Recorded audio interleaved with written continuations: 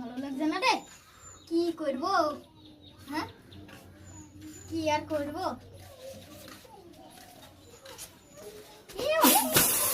আপনার কাছে চলে এসেছি আমি কি করব?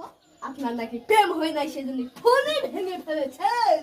টিভি টিভি দেশালি টিভি ওইসব চলে না, আমি কিনবো সময় পেলে। আমরা তো জি টিভিতে এসেছি। ওই যে জিম টিভিতে আসছে না, ওই ওরে বাবা হাতে লাগিস না, মেডি আমার হাতে লেগেছে। ওকে ওই